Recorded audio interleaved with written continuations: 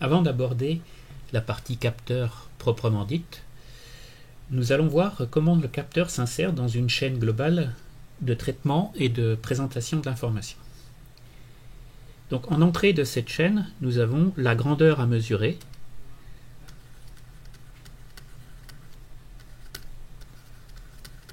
qui est en général une grandeur physique. En sortie du système d'acquisition, nous avons une information qui est manipulable. Alors, manipulable par quoi? Par un programme de traitement. Elle peut être aussi observable par un utilisateur. Mais le rôle du système d'acquisition, c'est de rendre cette grandeur à mesurer en une information manipulable. En sortie de traitement, on a une information qui est utilisable. C'est-à-dire qu'un utilisateur peut l'apercevoir au travers d'un système de présentation ou de visualisation. Et ici, on a l'utilisateur. Donc, afin de comprendre un peu mieux ce qui se passe dans ces trois différents blocs, nous allons prendre un petit exemple d'un accordeur électronique.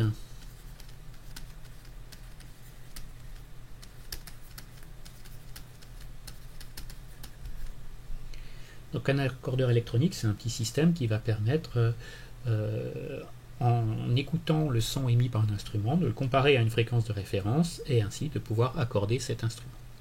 Donc la grandeur à mesurer, là ça va être une grandeur mécanique, c'est une pression acoustique. Cette pression acoustique est mesurée à l'aide d'un microphone qui va la transformer en une information électrique relativement faible. C'est pourquoi on va appliquer un préamplificateur ou un amplificateur à ce signal, et ensuite on aura soit un courant ou soit une tension qui représente la valeur de la pression acoustique. Et comme tous les systèmes actuellement, ou la plupart des systèmes sont numériques, on va transformer cette information en une suite de nombres avec le convertisseur analogique numérique. Donc cette partie-là, en fait, c'est la partie acquisition. Ensuite, cette suite de nombres, eh bien, on va la traiter avec un programme ou un script qui va comparer les nombres acquis, donc le signal acquis, avec la fréquence de référence F0 égale 440 Hz, par exemple, si on veut un La. Donc ici, ce programme, c'est la partie traitement de l'information. On part d'une information manipulable et on la transforme en une information directement exploitable ou utilisable. Maintenant, la dernière boîte, comment présenter cette information à l'utilisateur? Là, on va prendre un petit écran que l'on va graduer. Alors, on peut graduer envers la valeur de référence et on va mettre une aiguille avec un écart qui correspond à l'écart entre la pression acoustique reçue issue du signal de l'instrument avec la fréquence de référence F0 de 440 Hz. Et là encore, on va utiliser un petit programme pour réaliser cet affichage. Et on peut maintenant présenter ça à l'utilisateur à travers cet écran. Alors, si tout ce système-là, ici, imaginons que le programme soit écrit en Java, et bien ce système, ça peut être simplement votre smartphone avec une appli Android ou iOS. Alors dans ce cours, on ne va pas traiter l'ensemble de cette chaîne de traitement de l'information. On va s'occuper que de la première boîte d'acquisition. Donc en entrée, on va voir la partie ici capteur. Nous étudierons cette partie capteur. la deuxième partie ici qui alimente le capteur et permet d'en sortir un signal que l'on peut manipuler, cette partie-là, ça s'appelle le conditionneur. On verra aussi cette partie-là et on finira ce cours par le passage en mode numérique. Donc on transforme tout ça sous forme d'une suite de nombres et ça s'appelle le convertisseur analogique numérique. Donc un système de traitement de l'information n'a pas toujours pour vocation de présenter cette information à un utilisateur. On peut avoir trois différents modes de représentation de l'information. Donc la première partie du système, elle, va rester similaire au transparent précédent. L'acquisition et le traitement vont être identiques. Et c'est la sortie qui va changer. On va avoir trois différents types de sorties. Une implémentation, c'est-à-dire qu'on va donner accès à un autre système.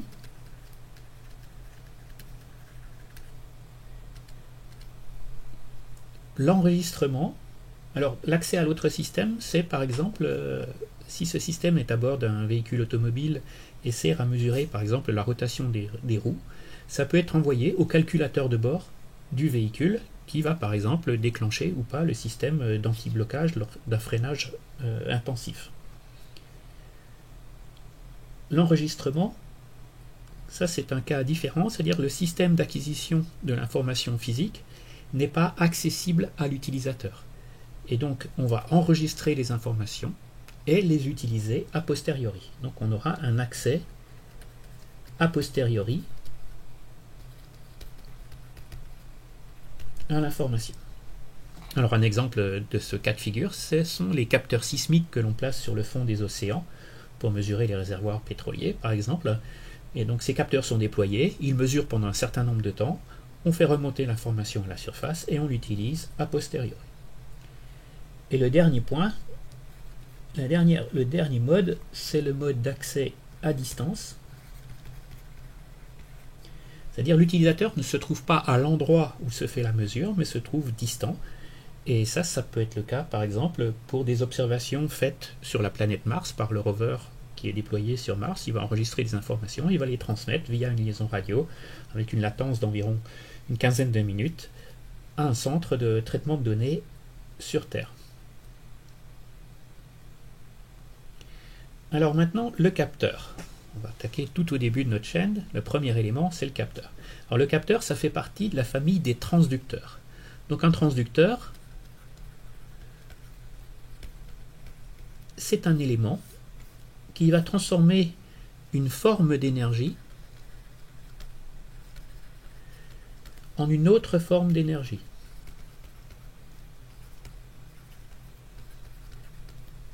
Par exemple, on peut transformer une énergie mécanique en une énergie électrique. Alors on va donner deux exemples de transducteurs, trois exemples. Le premier exemple, ça va être un transducteur qui permet de passer de l'énergie mécanique en énergie électrique. Et ça peut être par exemple un microphone, comme on l'a vu dans l'exemple du début. L'énergie mécanique, c'est une pression acoustique. Le microphone transforme ça en un signal électrique, à condition d'être correctement alimenté et amplifié. Donc ça, on appelle ce transducteur un capteur. Donc cette définition devrait nous suffire. On va voir un autre type de transducteur qui fonctionne à l'inverse, qui transforme une énergie électrique en une énergie mécanique.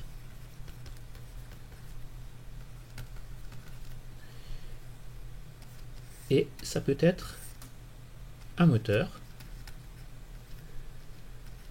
ou ça peut être aussi un haut-parleur, si on veut rester dans le domaine de l'acoustique. Et donc ce transducteur qui permet de passer du domaine électrique au domaine mécanique, on va appeler ça un actionneur.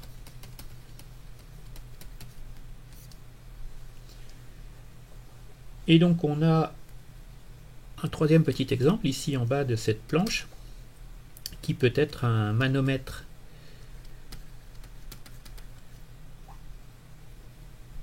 électronique. Donc en entrée, ici, sur ce schéma, on a deux transducteurs. On a un premier transducteur qui est le capteur, ici, et un autre qui est l'actionneur. L'actionneur, on repasse dans le monde physique. Et entre-temps, on travaille sur l'information sous forme électrique. Donc en entrée, ici, on a une pression, par exemple en bar ou en PSI. Le capteur va nous transformer ça en un signal électrique qui va refléter la valeur de la pression.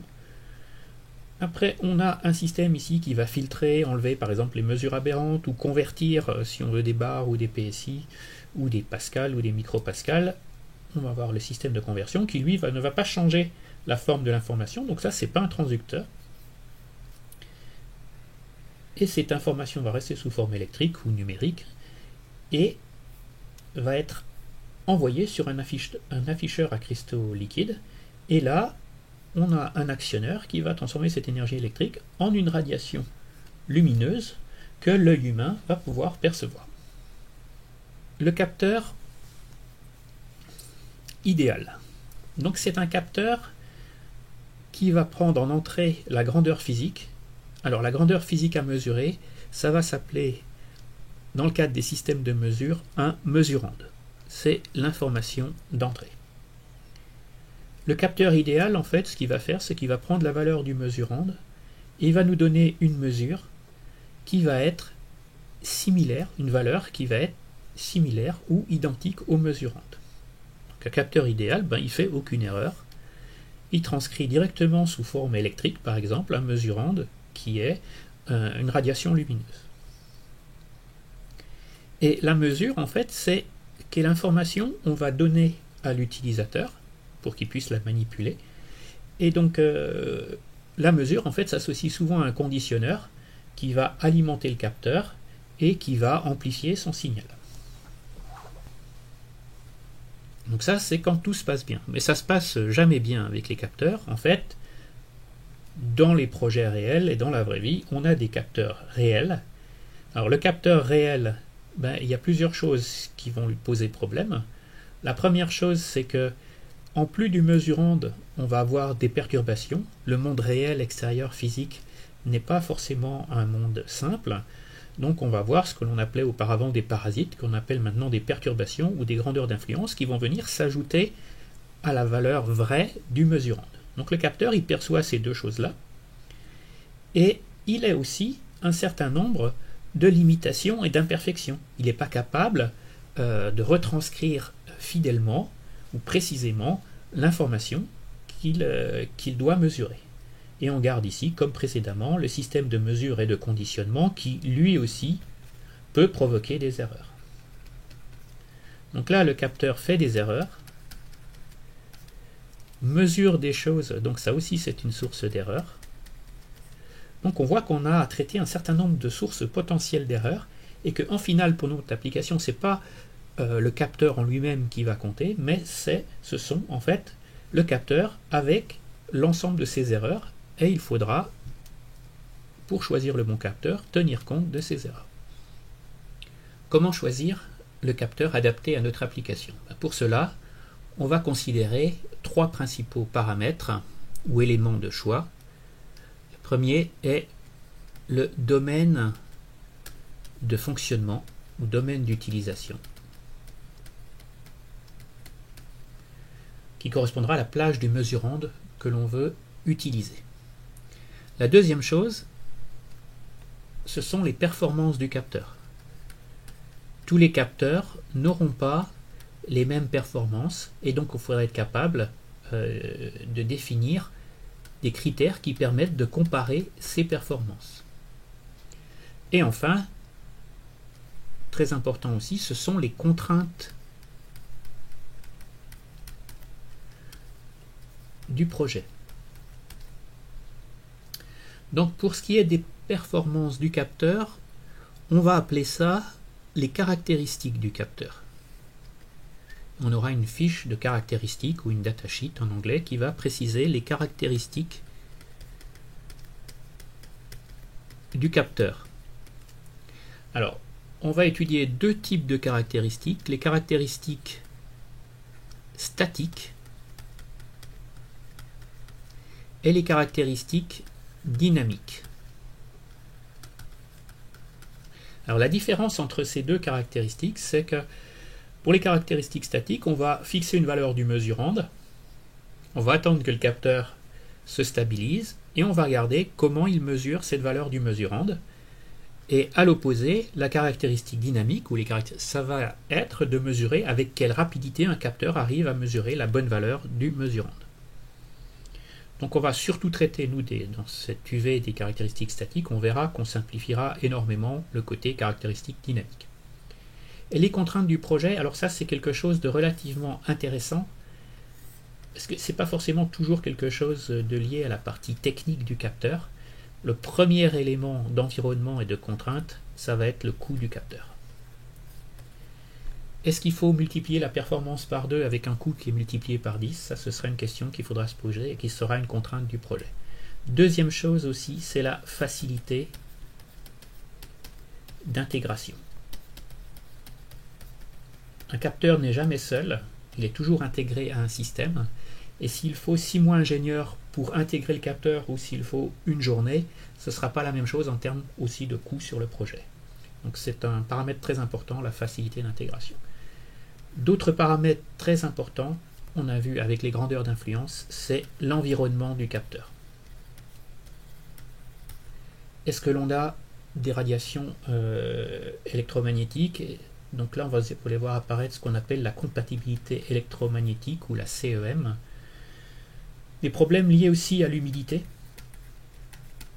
et aux poussières, donc qui sont définis par une norme qui est la norme IP, indice de protection. Et enfin, le dernier point, c'est la fiabilité. Alors, sans parler d'obsolescence programmée, il est important de connaître ou d'avoir une idée de la fiabilité du capteur que l'on utilise dans notre système. Le premier critère de choix du capteur va être son domaine d'utilisation ou ses domaines d'utilisation, comme nous allons le préciser maintenant. Donc il y a 3 domaines d'utilisation du capteur. Il y a le domaine nominal. En fait, c'est la plage de variation nominale du mesurand que l'on veut mesurer. Et dans ce domaine-là, le capteur fonctionne de manière tout à fait normale. Un peu au-dessus de ce domaine, on a un domaine qui s'appelle le domaine de non-détérioration. Donc là, si ce capteur va épisodiquement, rarement dans ce domaine, lorsqu'il revient dans le domaine nominal, le capteur reste opérationnel et fonctionne de façon nominale.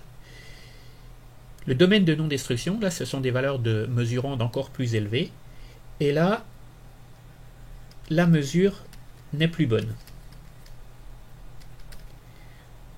Cependant, le capteur n'est pas détruit, on peut revenir au domaine nominal avec un réétalonnage du capteur. Et là, on revient ici dans le domaine nominal. Donc la définition des domaines, ça dépend du mesurand, de sa plage de variation.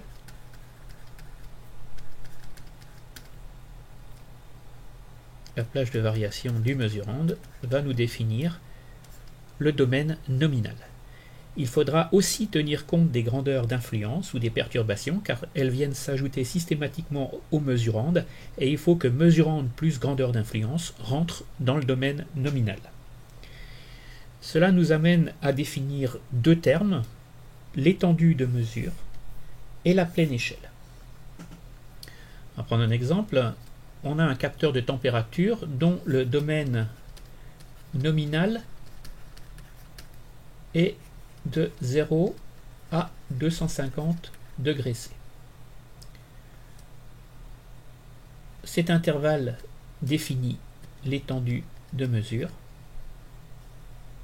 et la pleine échelle va être la valeur maximale de cet intervalle, 250 degrés C. Donc on peut avoir des cas un tout petit peu plus compliqués. Imaginons que le domaine nominal où l'étendue de mesure soit de moins 100 à plus 100 degrés, dans ce cas-là, que vaut la pleine échelle? 100 degrés, ou ce qui serait plus judicieux, 200 degrés. C'est difficile à dire, donc dans ce cas-là, on va abandonner la notion de pleine échelle et on va considérer que l'étendue de mesure devient scalaire. Elle est égale à 100 moins 100 égale 200 degrés. Donc là c'est pareil, c'est laissé à l'interprétation de celui qui fait la mesure. Et lorsque l'étendue de mesure ne débute pas à 0, le concept de pleine échelle est difficile à mettre en œuvre. Donc pour appliquer ces notions de domaine nominal, de non-détérioration et non-destruction, on va le faire sur le choix d'un capteur. Donc imaginons un capteur de pression dont le but est de mesurer des pressions comprises entre 0 et 50 bars. Et de temps en temps, très rarement, on a des montées à 60 bars. Dans ce cas-là, le domaine nominal, ça va être 0,50 bars. Et on va prendre le capteur C1.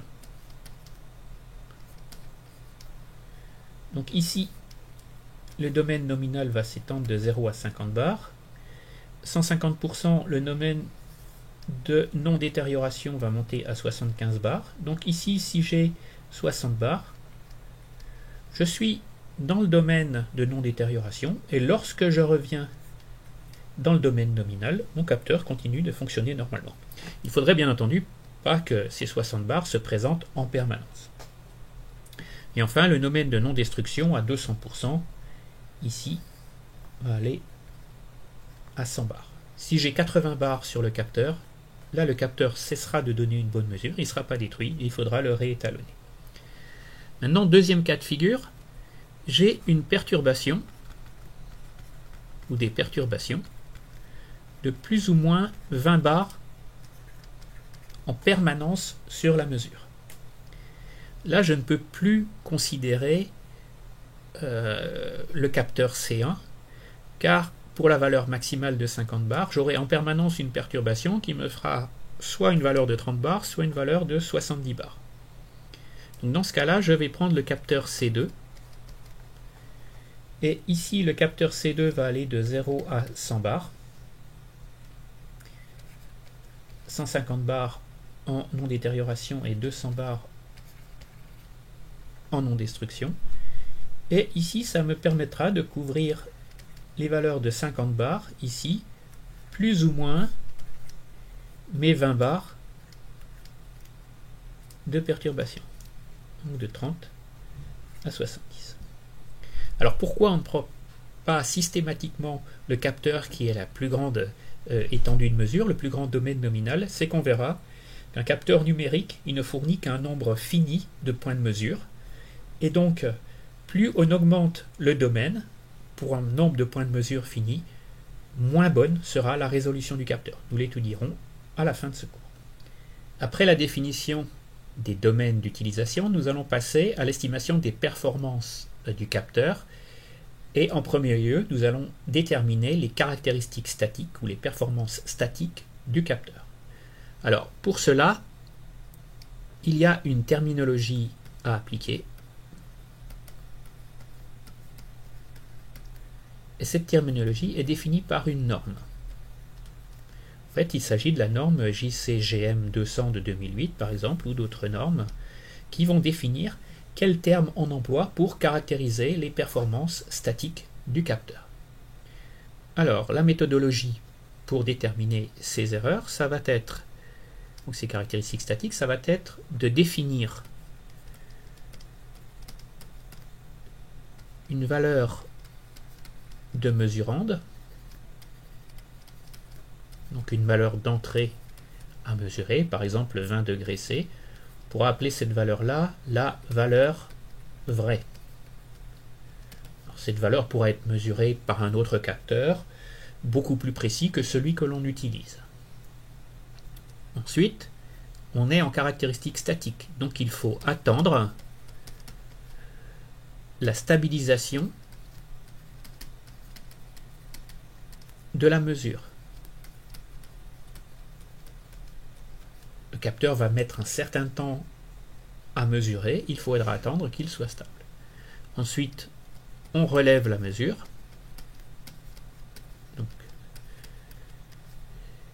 Et enfin, cela nous permet, en utilisant la mesure et la valeur vraie, de déterminer les erreurs faites par le capteur sur cette mesure. Alors, on peut se poser la question, faut-il une seule valeur?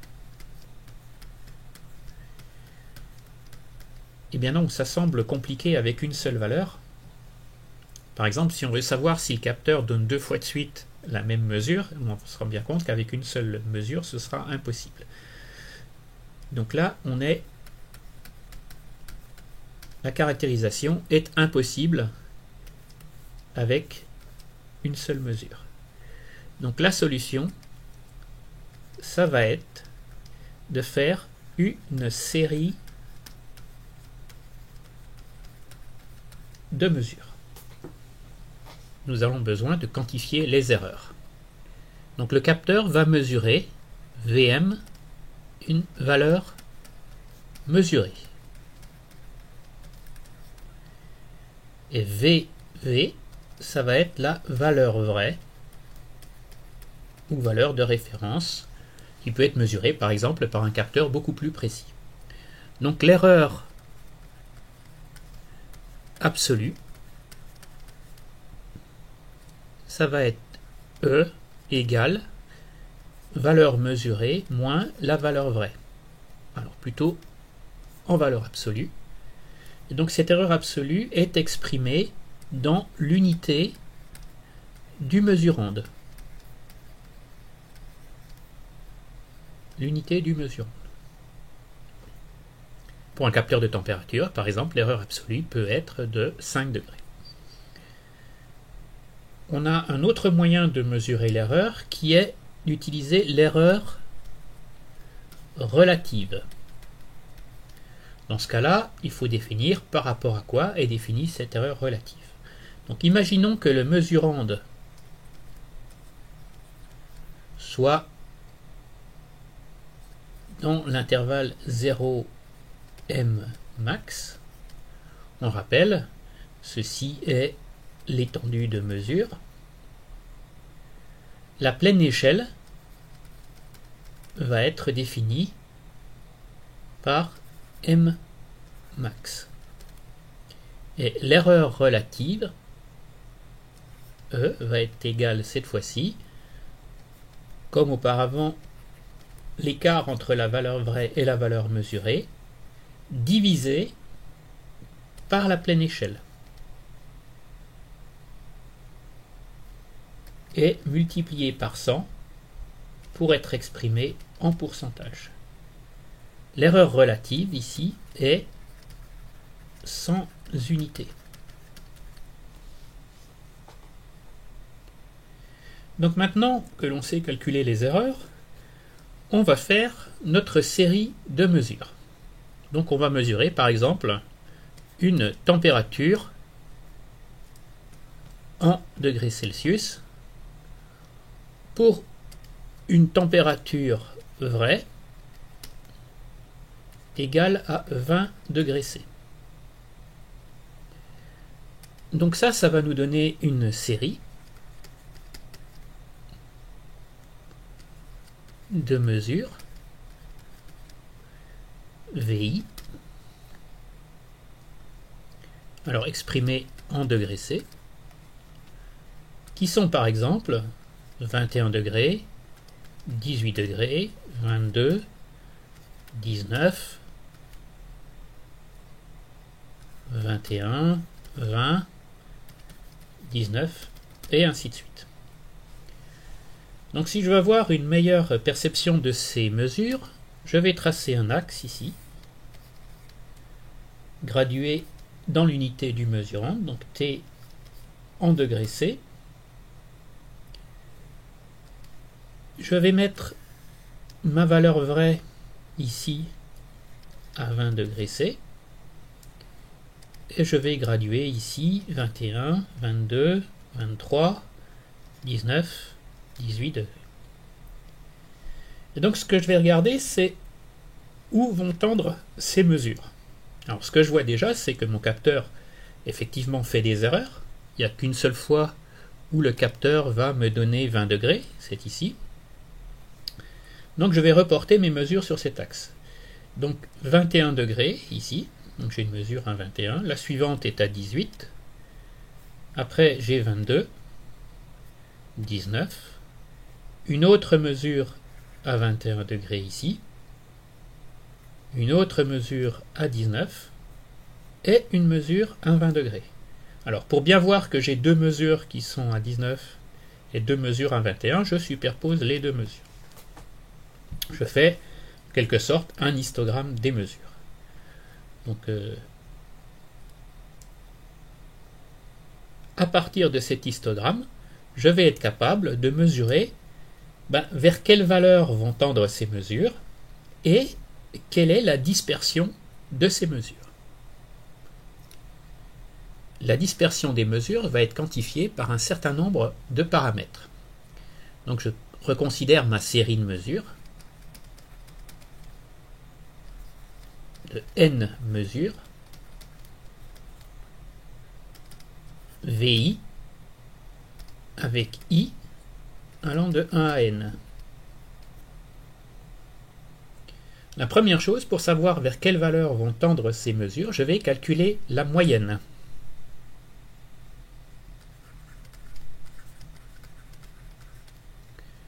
Je vais appeler M, et qui est tout simplement égal à 1 sur n, que multiplie somme de I égale 1 à n, de l'ensemble des mesures, VI. Et ça me donne, M, c'est la valeur vers laquelle convergent les mesures.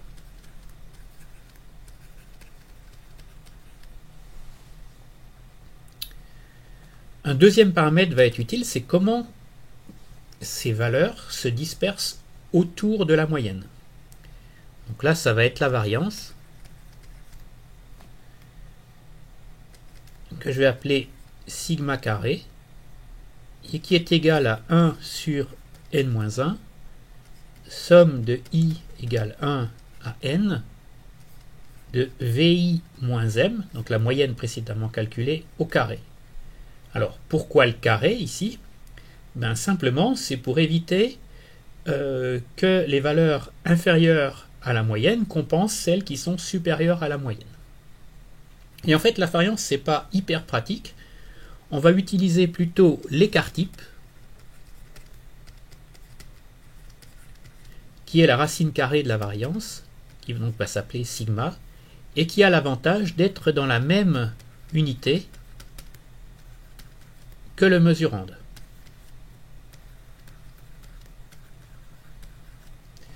Donc après, ce que l'on peut considérer sur le tableau précédent, donc je vais refaire un tableau d'exemple de mesure ici. Donc ici j'ai la valeur du mesurande. Ici j'ai un certain nombre de valeurs possibles pour la mesure.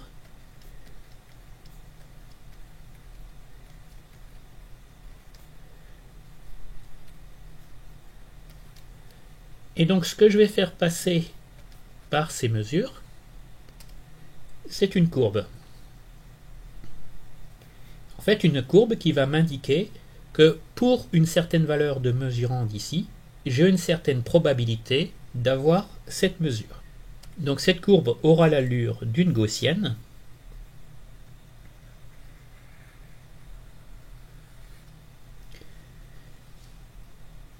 Où seront définis une moyenne M et un écart type ici, sigma. Et on rappelle donc la forme de cette courbe par laquelle passent mes points de mesure, enfin, qui approxime mes points de mesure. Cette courbe gaussienne est définie la probabilité d'avoir une mesure VI va être égale à 1 sur sigma l'écart type racine de 2pi exponentielle moins VI moins M au carré divisé par 2 fois sigma carré.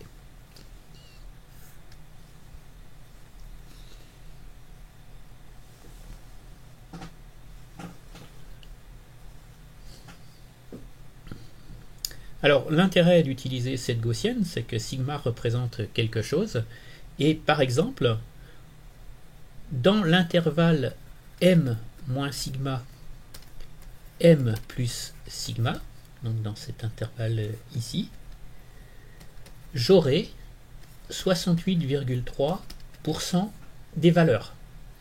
Quand je fais une mesure, j'aurai 68% de chance que la valeur tombe à l'intérieur de l'intervalle m moins sigma, m plus sigma. Alors on va utiliser pour la suite quelque chose qui est un peu plus intéressant, qui sera plus facile pour nous à représenter. C'est l'intervalle m moins 3 sigma, m plus 3 sigma, et lui, il va contenir 99,7% des mesures. Donc ici, dans ce cas, on peut dire approximativement, si je prends la mesure min et la mesure max,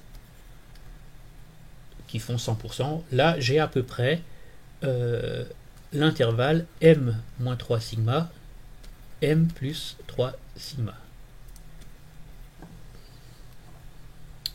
Maintenant, il s'agit de quantifier la dispersion en des termes normalisés pour les capteurs et systèmes de mesure. Alors ces termes normalisés, ce sera la fidélité et la justesse. Donc on repart sur ce que l'on connaissait.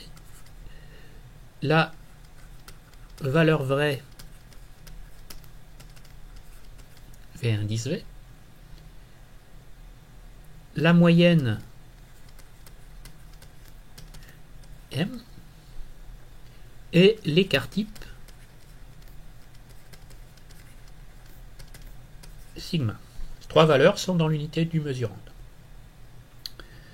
Donc à partir de ces deux-là, je vais définir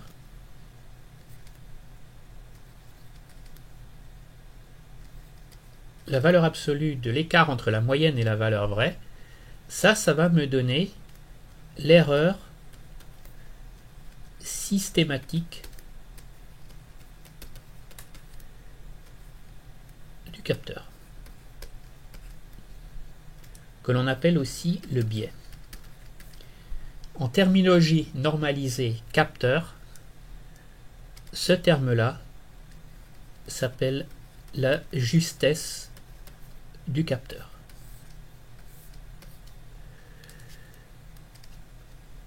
À partir de l'écart type, ici, maintenant,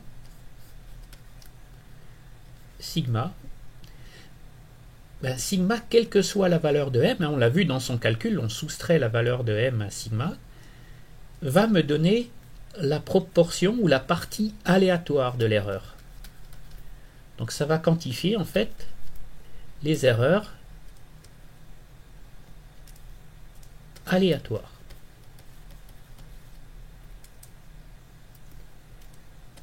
On peut appeler aussi ça la dispersion des valeurs.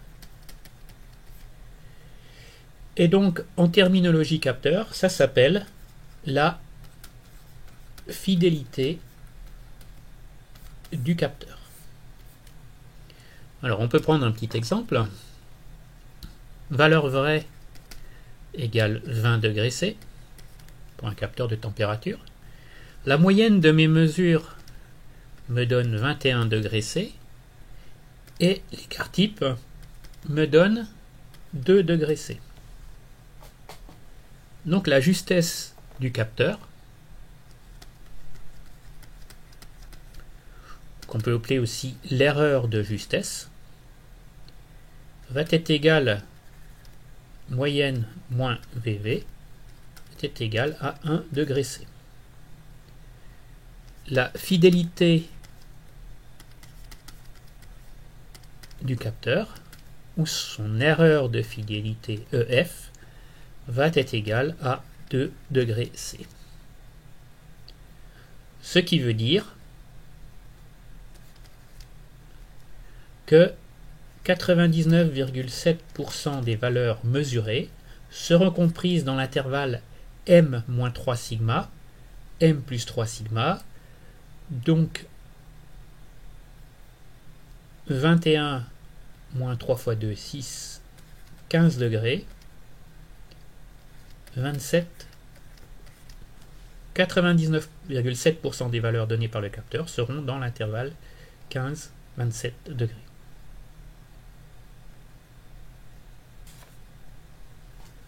Maintenant, nous allons définir un autre terme de la terminologie capteur qui est la précision du capteur. Et la précision, c'est tout simplement une fonction de la justesse et de la fidélité.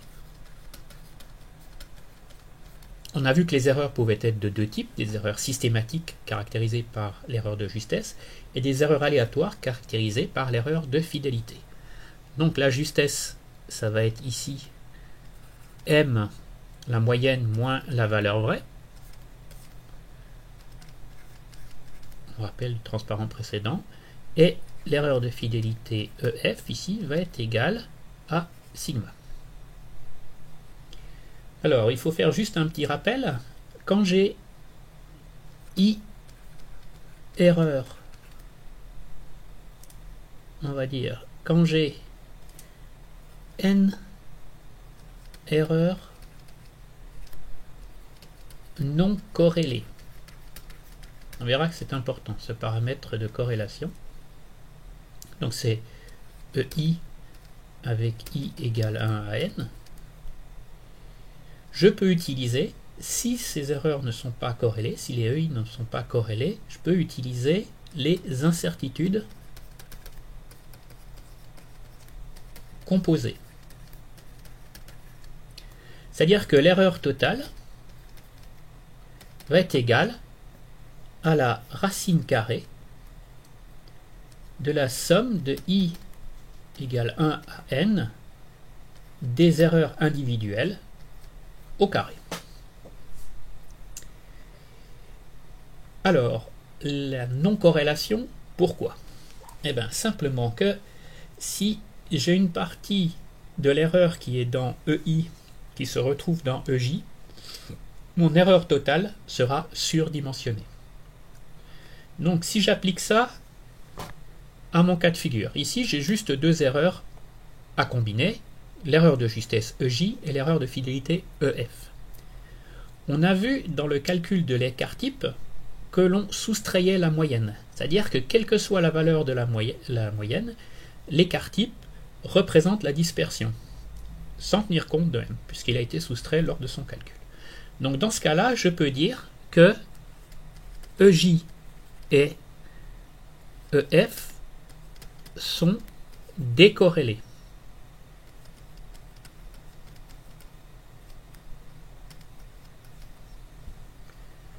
Et comme elles sont décorrélées, je peux calculer l'erreur de précision, EP, qui est égale à la racine carrée de EJ au carré plus EF au carré.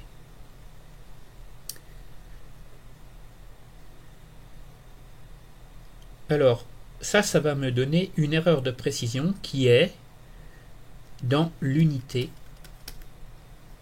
du mesurand. Si je veux quelque chose qui est relatif, exprimé en pourcentage, je vais devoir diviser cette valeur-là par la valeur de pleine échelle. Donc imaginons que le domaine, que l'étendue de mesure du capteur, on va prendre un exemple, étendue de mesure du capteur est l'intervalle entre 0 et 100 bars. Dans ce cas-là, 100 bars représente la pleine échelle.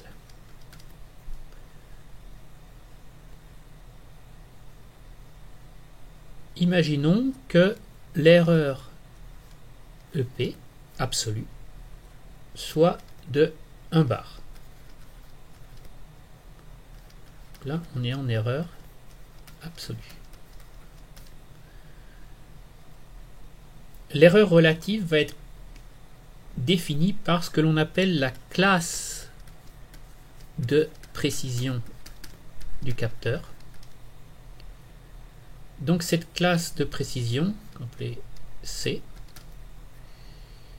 va être égale à l'erreur de précision divisée par la pleine échelle et multipliée par 100 pour nous donner des pourcentages. Donc la classe de précision est exprimée en pourcentage. Et donc ici, cela nous donne 1. Donc on va dire que ce capteur est de classe 1 ou de classe de précision 1. Donc voici sur quelques exemples de capteurs comment se traduit la fidélité, la justesse et la précision d'un capteur. Donc le premier capteur ici a toutes ces mesures regroupées et la moyenne de ces mesures ici, M, est très différente de la valeur vraie. Donc le capteur n'est pas juste, mais en revanche, toutes ces mesures sont très regroupées, ce qui fait qu'il va avoir un sigma faible. Et donc on peut considérer que ce capteur est fidèle. Le second exemple, les mesures sont beaucoup plus dispersées. Donc, par rapport à l'exemple précédent, le sigma est beaucoup plus important. Donc la fidélité est beaucoup moins bonne. En revanche, si on calcule la moyenne, elle va être ici très très proche de la valeur vraie. Donc on peut en conclure que ce capteur est juste, mais pas fidèle. Enfin, si on a à la fois une très faible dispersion des mesures et que la moyenne est très proche de la valeur vraie, j'ai un capteur qui combine les deux, j'ai un capteur qui est précis, ou dans certains cas exact. On trouve aussi cette terminologie. Donc là, on a vu pour l'instant que l'erreur d'un capteur est caractérisée par l'erreur de précision, EP, qui est la combinaison en fait des erreurs de justesse et de l'erreur de fidélité. Alors, dans le cadre de ce cours, on va essayer d'approfondir le calcul de ces erreurs. Alors, pour l'erreur de fidélité, ce sera toujours l'écart type sigma dans le cadre de l'UV 1.7. Pour aller plus loin, il faudrait de meilleures notions en probastat, ce que vous verrez en UV 2.5 partie probastat. Donc pour l'instant, pour l'UV 2.7, on restera à sigma et on n'approfondira pas plus la caractérisation des erreurs aléatoires. Pour l'erreur de justesse, là c'est un peu différent. Parce que là, entre en compte ce que l'on appelle la physique du capteur. Et donc les biais, en fait, peuvent avoir une certaine origine. Et pour ce faire, on va décomposer cette erreur de justesse ici. On va la décomposer en un certain nombre d'erreurs élémentaires. Alors, l'erreur de linéarité,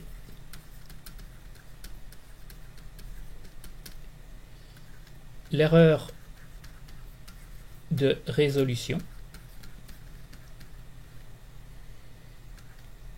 l'erreur d'hystérésis.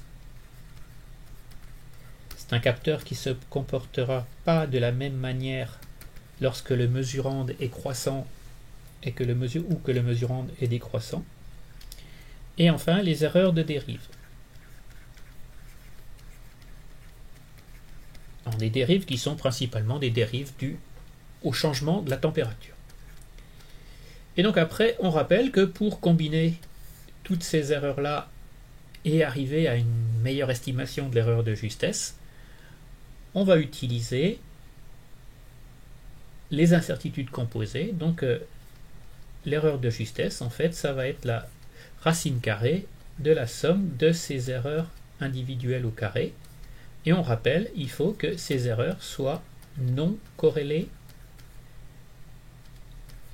entre elles. Autrement dit, indépendantes les unes des autres. Nous allons commencer par l'erreur de linéarité.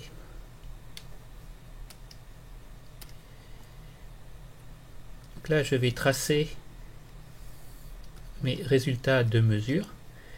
Donc j'ai un certain nombre de valeurs de mesurande, et pour chaque valeur de mesurande, j'ai un certain nombre de mesures. Alors je rappelle que l'erreur de linéarité contribue à l'erreur de justesse, donc il faut que j'enlève la partie aléatoire, la partie fidélité, et donc pour ce faire, je rappelle qu'on ne considère que les valeurs moyennes, les écarts types, eux, servant à définir l'erreur de fidélité. Donc là, je prends les valeurs moyennes sur ces séries de points, et la méthode la plus simple, pour faire passer une droite par ces points-là, celle qui demande le moins de calcul, c'est la méthode dite des points terminaux.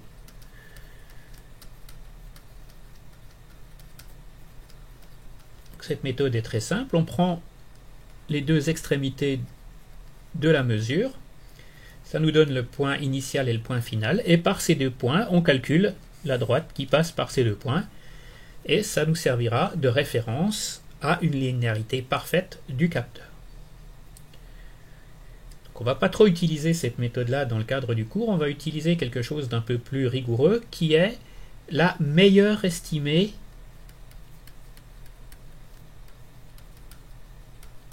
de la droite à partir des points de mesure. Donc cette meilleure estimée va nous trouver A et B, les coefficients de la droite yi égale à xi plus b, tels que elles s'adapte au mieux à nos mesures, qu'elle fasse le moins d'écart possible par rapport à nos mesures. Et enfin, pour certains capteurs, on a la chance d'avoir une loi théorique qui définit la linéarité du capteur. Alors on va prendre comme exemple une sonde de température, donc un capteur résistif de température, qui va nous donner une variation de résistance en fonction d'une variation de température. Donc cette sonde, c'est PT100.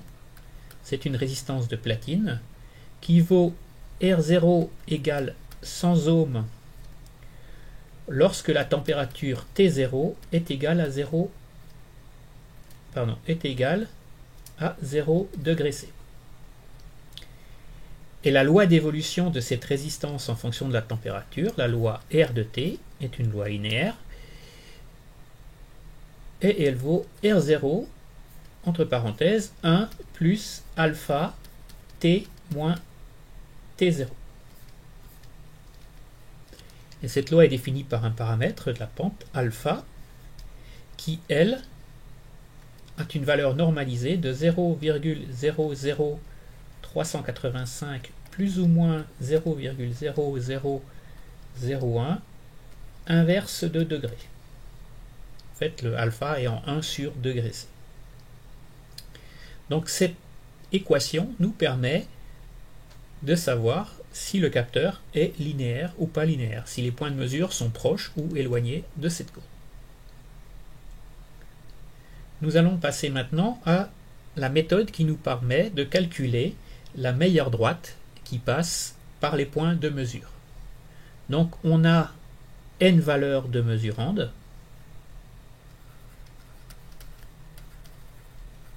qu'on va l'appeler xi, avec i égale 1 à n. Et pour ces mesurandes, on a n mesures moyennes. Hein. On rappelle que l'on travaille sur les valeurs moyennes, car la linéarité contribue à la justesse. Et ces valeurs s'appellent y. Alors, s'il n'y avait aucune erreur de mesure, donc sans erreur, on pourrait écrire yi égale a xi plus b, et avec 2 points de mesure, on aurait les coefficients a et b.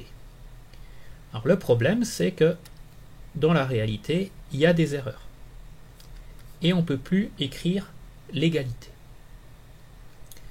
Alors ce que l'on va faire, c'est qu'on va définir une erreur au carré, ei carré, qui va être égale à la valeur mesurée moins la valeur donnée par la droite qui passerait au plus près des valeurs mesurées. Et le tout au carré. Alors le tout au carré, c'est simplement pour que les points qui sont en dessous de la droite et ceux qui sont au-dessus de la droite ne s'annulent pas entre eux. Et donc l'erreur totale, elle va être calculée sur toutes les valeurs de mesurandes, donc ET, qui sera une valeur au carré, hein, naturellement, ça va être égal à la somme de i égale 1 à n, donc toutes les valeurs de mesurandes des erreurs au carré pour chaque mesurande. Donc maintenant, que vaut la valeur de ei? Il suffit que je mette cette formule-là sous forme de 6 termes. Donc là, je vais reprendre ces termes-là, donc c'est du a moins b au carré, donc ça va faire yi carré, plus le terme axi plus b, le tout au carré, donc ça fait a carré xi carré, plus 2ab xi plus b carré, et moins le terme croisé, moins 2yi a xi, et moins 2yi b.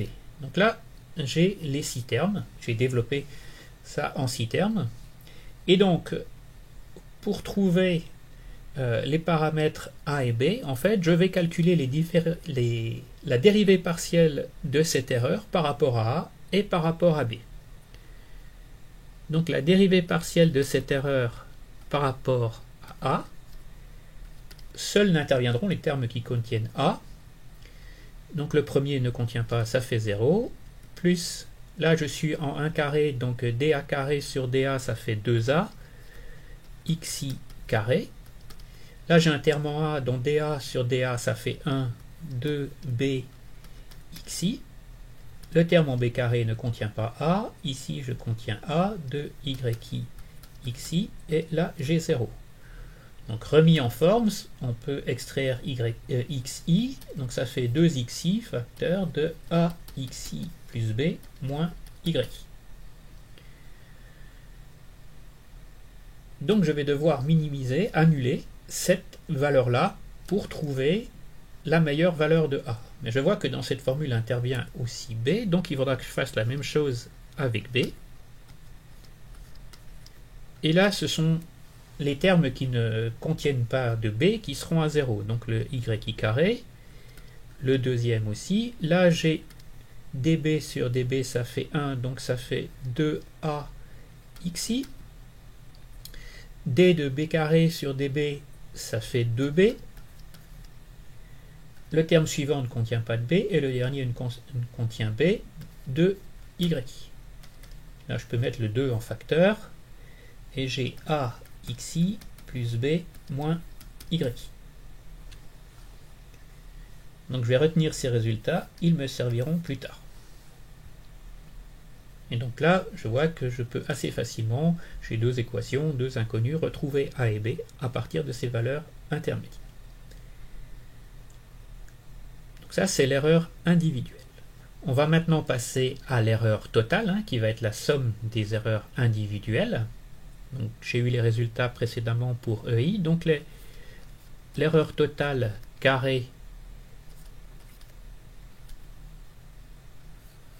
sa variation par rapport à A ici et sa variation par rapport à B sont données par les dérivées partielles.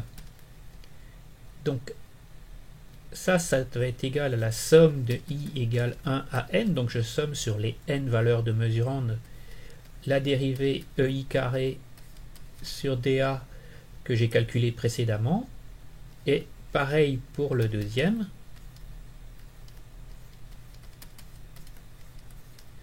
Et ce que je vais faire, c'est que je vais tenter d'annuler ces dérivées. Donc trouver A et B pour annuler ces dérivées partielles.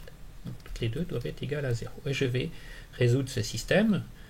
Donc à partir des différentes valeurs de xi, yi, je vais être capable de trouver A et B tels que dEt carré sur dA égale 0 est égal à 2 somme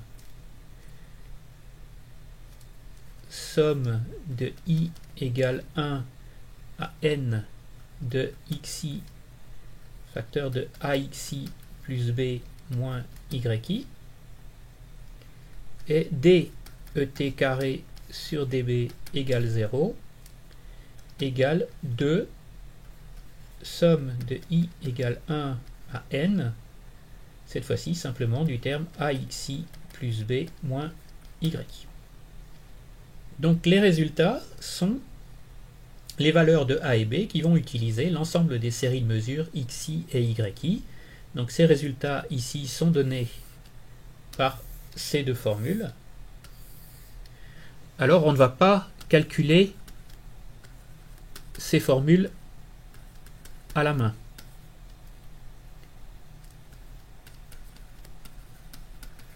On va utiliser des outils. Donc en MATLAB ou en Python, NumPy, on va utiliser la fonction qui s'appelle polyfit, qui permet de trouver le meilleur polynôme de degré n qui passe par un ensemble de points de mesure.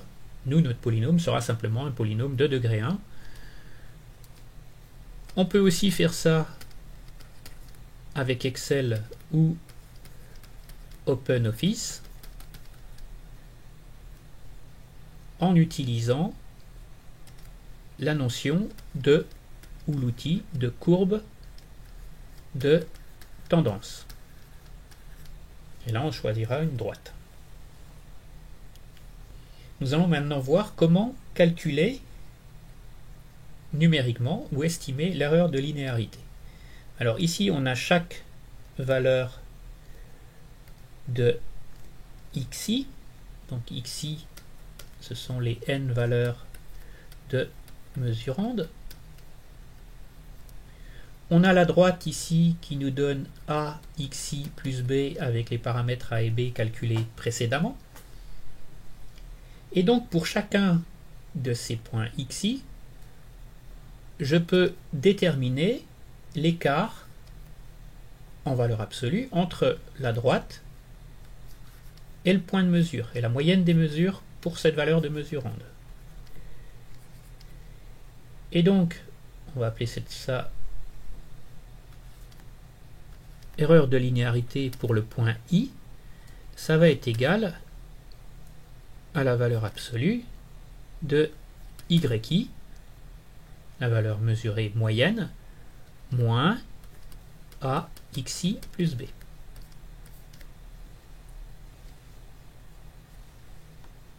Et donc, comme il me faut une seule valeur de linéarité, je vais prendre le cas le plus défavorable. Donc, l'erreur de linéarité va être tout simplement la valeur maximale entre i égale 1 à n des erreurs en chaque point ELI. C'est le cas le plus défavorable.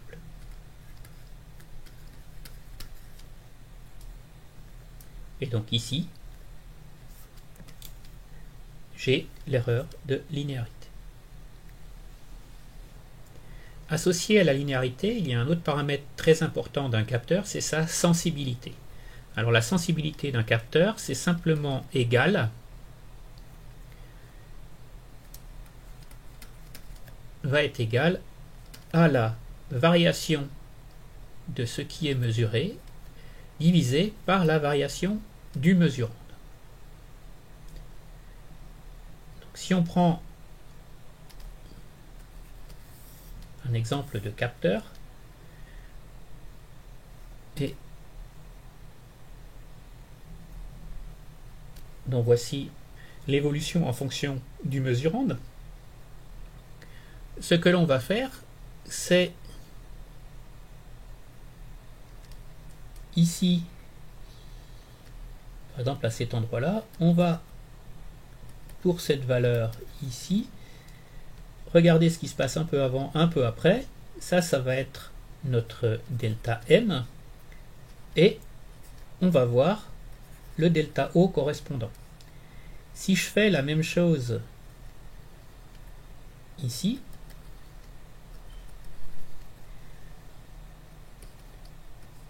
je vais avoir un delta O beaucoup plus faible.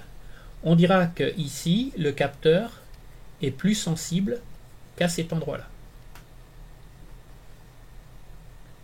Alors, quel est l'intérêt d'avoir un capteur linéaire? L'intérêt d'un capteur linéaire, c'est que la sensibilité est constante. Imaginons donc, on va refaire le calcul. Ici, pour cette valeur xi du mesurand, j'ai un certain nombre de mesures ici, et la valeur moyenne passe par ici.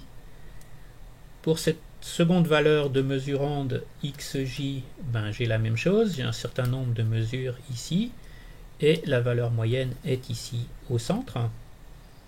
Ça me donne des mesures qui s'appellent yi et yj. Et donc la sensibilité, je reprends la formule ici au-dessus, la sensibilité va être égale à yj moins yi divisé par xj moins xi. Alors cette sensibilité peut varier, comme on l'a vu sur cet exemple ici, où la sensibilité est élevée ici et plus faible ici. Quand le capteur est linéaire, la sensibilité est constante. Et ça, c'est très intéressant. C'est-à-dire que le capteur est aussi sensible pour les faibles valeurs de mesurand que pour les fortes valeurs de mesurand. On le vérifie ici, la sensibilité d'un capteur linéaire, ça va être égal à AXJ plus B moins AXJ moins B divisé par XJ moins XI, et ça c'est égal à A, la pente de la droite qui caractérise la linéarité du capteur. Un autre moyen d'améliorer la connaissance des erreurs systématiques est d'analyser la stabilité temporelle du capteur. Qu'est-ce que l'on va mesurer ici? On va mesurer l'évolution des mesures en fonction du temps.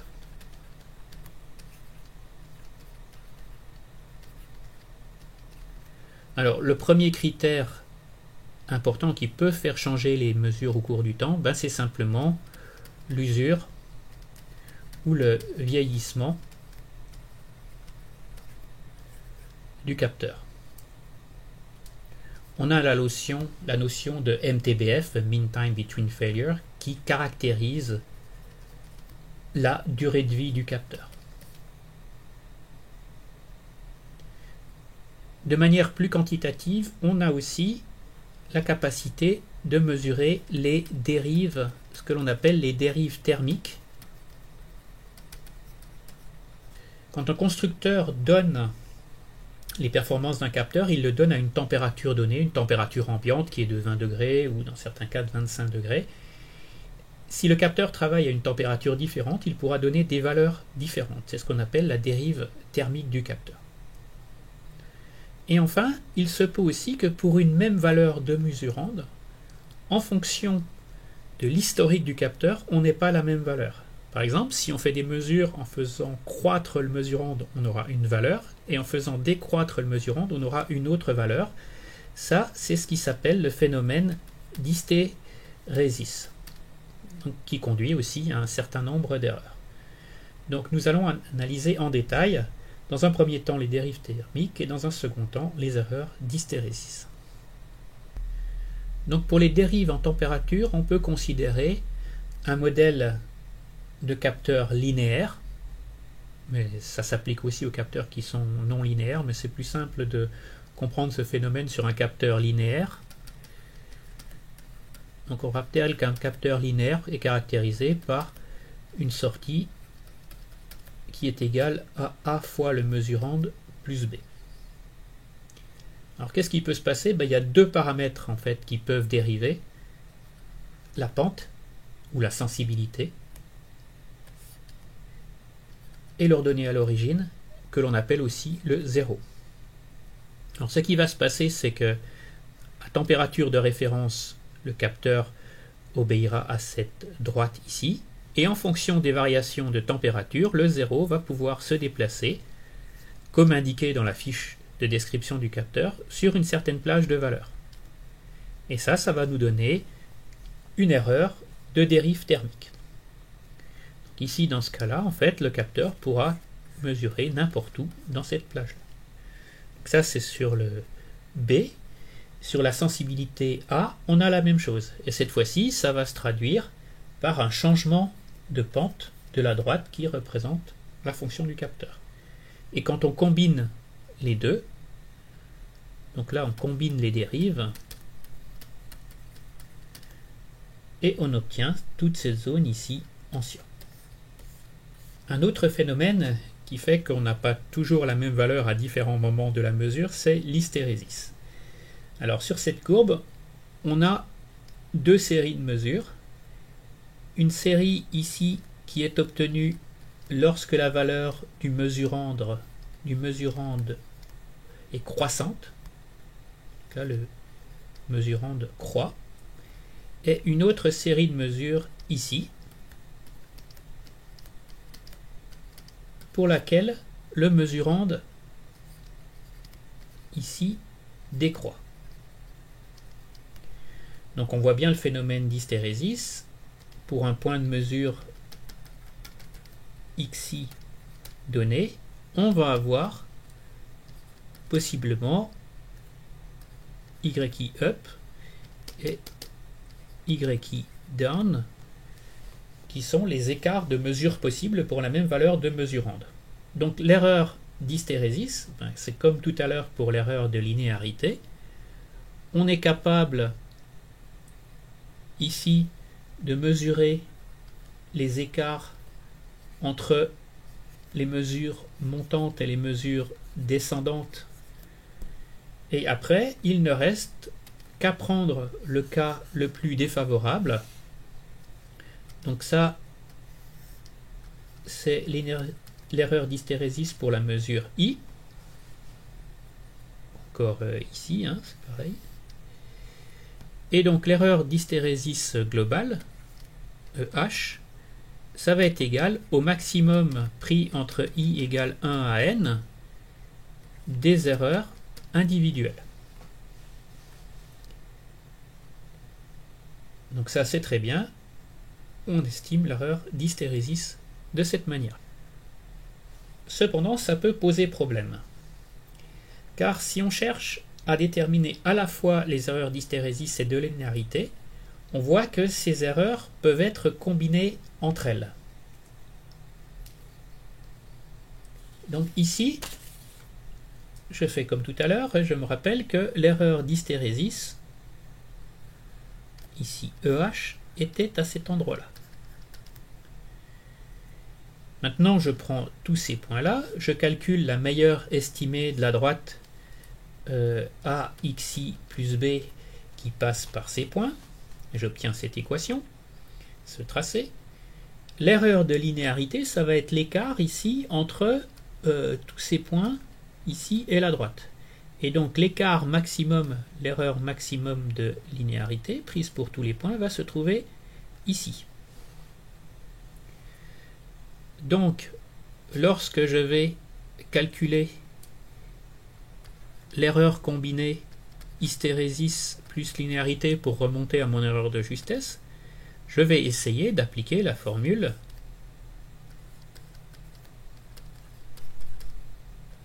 et là je vais me rendre compte qu'il y a un petit problème, c'est que ici dans l'estimation de EL, je me rends bien compte que l'effet d'hystérésis est présent dans le calcul de l'erreur de linéarité. Alors ce qui se passe, c'est que dans ce cas-là, l'erreur de linéarité est surestimée. Et l'erreur globale de mon capteur me donnera quelque chose de moins bon que la réalité. Et ce qu'on peut dire aussi, du coup, c'est que EL et EH sont corrélés. Donc je vais donner les valeurs numériques pour qu'on s'en rappelle tout à l'heure. La valeur de EL, dans ce cas-là, EL est égal à 3,12. Alors pour les unités, ici j'ai 2, 1 et ici j'ai 1. Et la valeur de EH, l'erreur d'hystérésis, est égale à 3,25. Et donc EL plus H combiné va être égal à 4,50. Une première idée pour essayer de décorréler l'erreur d'hystérésis et l'erreur de linéarité, c'est de considérer séparément les deux séries de mesures, donc la série de mesures montante et la série de mesures descendantes. Et pour chacune de ces deux séries de mesures, on va calculer la meilleure estimée de la droite. Donc ce qui se passe ensuite, c'est que l'erreur ici, par exemple, de la droite en bleu ne sera considérée que par rapport au point de mesure en bleu, à la série montante. Et ici, on va avoir une erreur de linéarité qu'on a appelée EL sur la série montante qui va être égale à 1,58.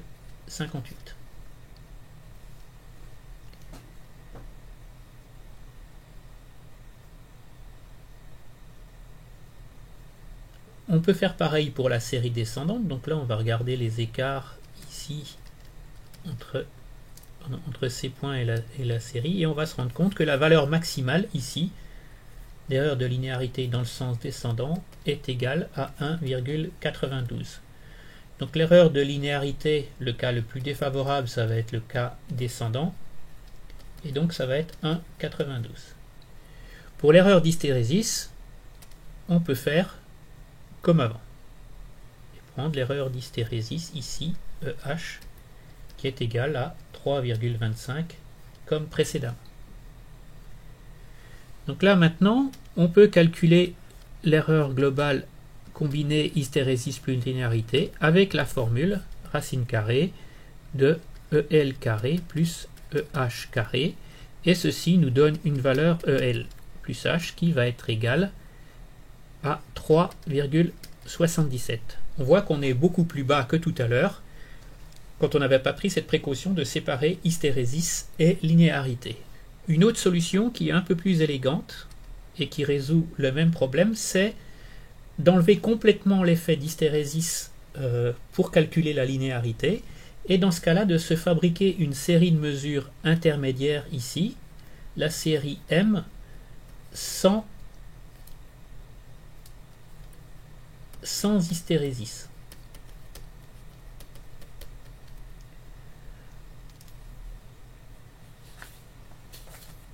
Donc là, dans cette série, on a enlevé complètement l'effet d'hystérésis pour calculer la linéarité. Et comme avant, ici, l'erreur d'hystérésis, il n'y a pas de raison qu'elle change.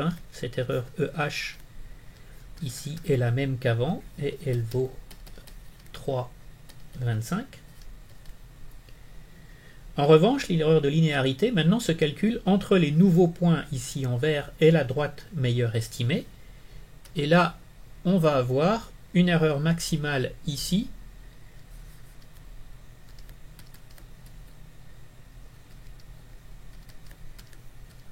qui est sur le premier point de mesure, et l'erreur de linéarité maximale va être de 1,74.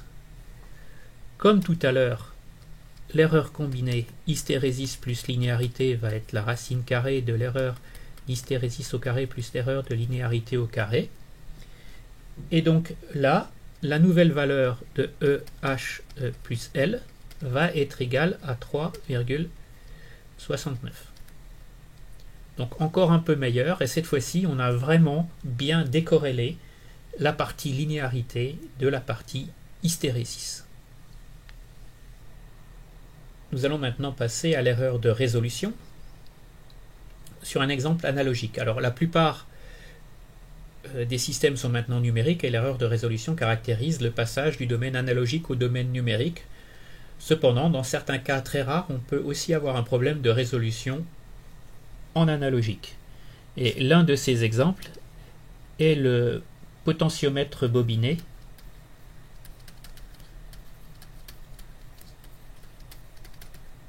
qui sert à mesurer un déplacement.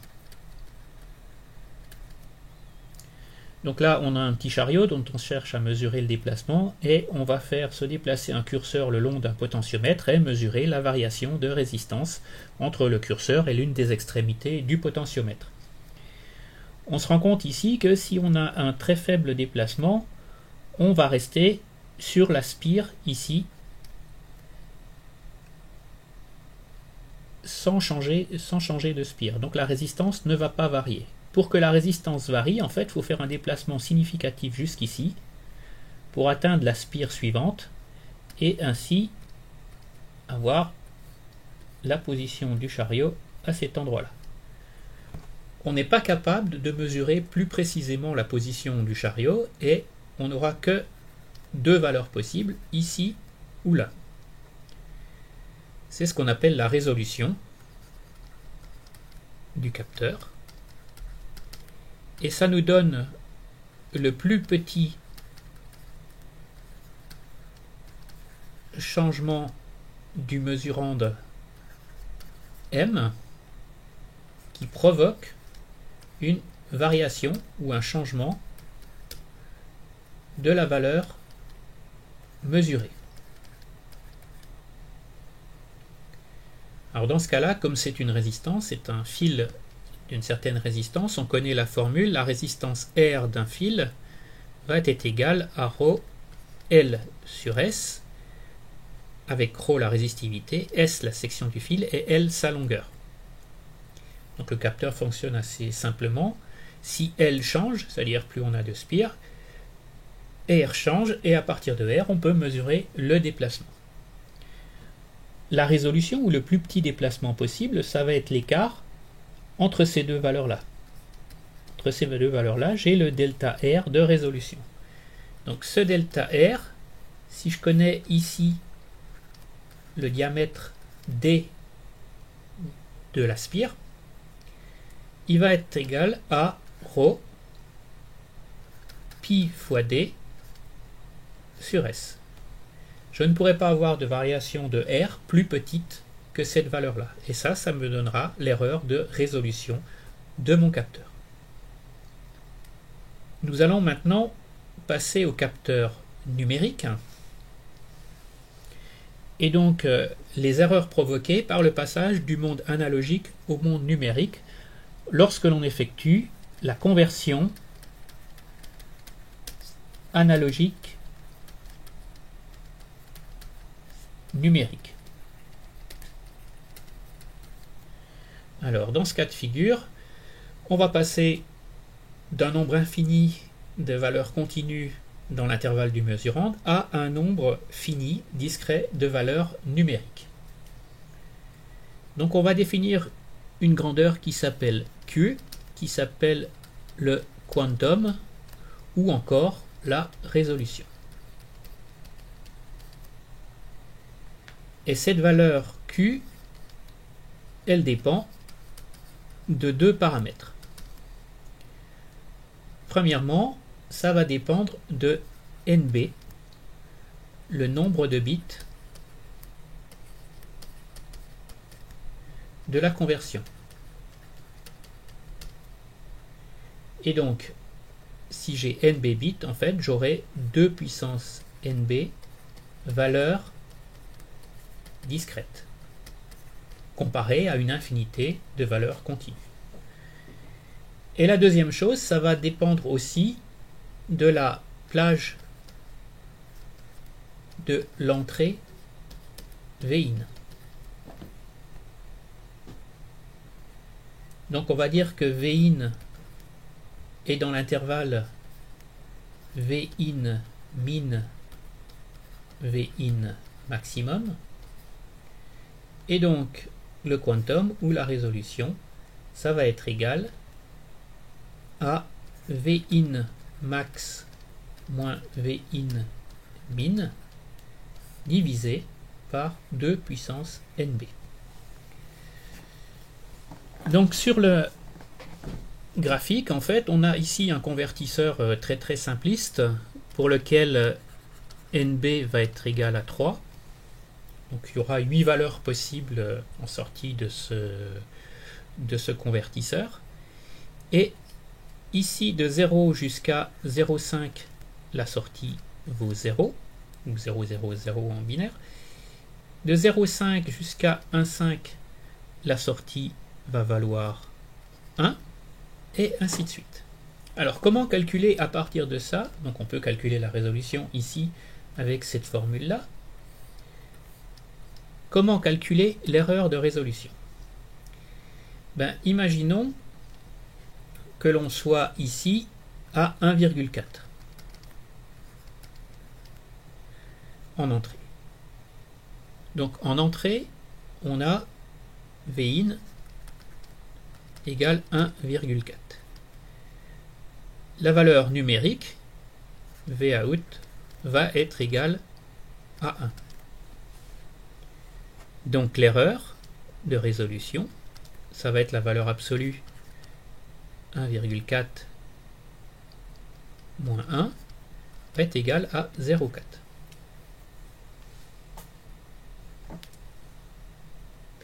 Si maintenant je prends le cas suivant,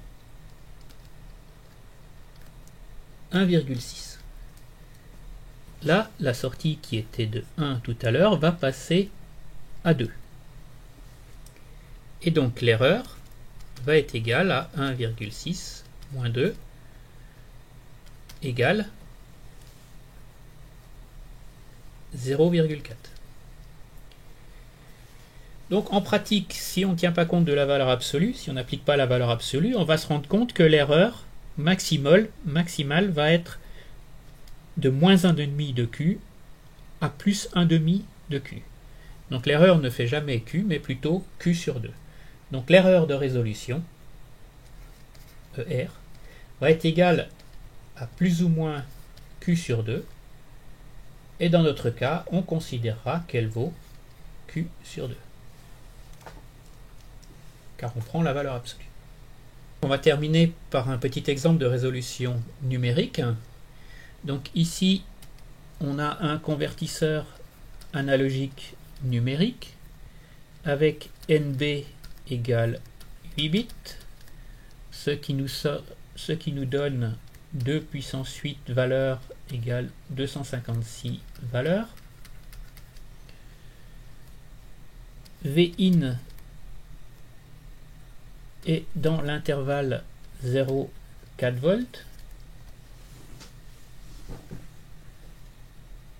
J'obtiens Q qui va être égal à 4 sur 256, sensiblement égal à 15,6 millivolts. Et j'ai une erreur de résolution qui va être égale à plus ou moins Q sur 2. Si j'en prends la valeur absolue, mon erreur de résolution va être égale à Q sur 2 et va donc être sensiblement égale à 7,8 millivolts. Alors ça c'est bien, mais c'est pas pratique. Parce que nous, en général, devant ce convertisseur, on a un vrai capteur. Par exemple, un capteur de pression dont le mesurande est exprimé en bars et varie entre 0 et 100 bars. Et grâce au conditionneur qui se mettra derrière le capteur, je peux arriver à faire une tension qui va varier ici entre 0 et 4 volts. Donc dans ce cas-là, je peux réappliquer, en utilisant ces deux intervalles ici, le quantum exprimé en barre va être 100 sur 256. Pas de raison que le nombre de valeurs du convertisseur analogique numérique change.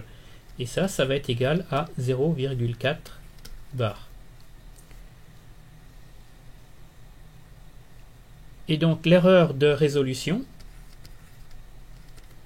ça va être égal à Q sur 2 est sensiblement égal à 0,2 bar. Si on passe, donc là on est en erreur absolue, si on passe en erreur relative, l'erreur relative va être ramenée dans ce cas-là à la pleine échelle, donc PE est égal à 100 bar et le tout ramené en pourcent, donc là j'aurai 0,2 divisé par 100 multiplié par 100 si je veux cette erreur relative, et là ça va me donner une erreur de 0,2%.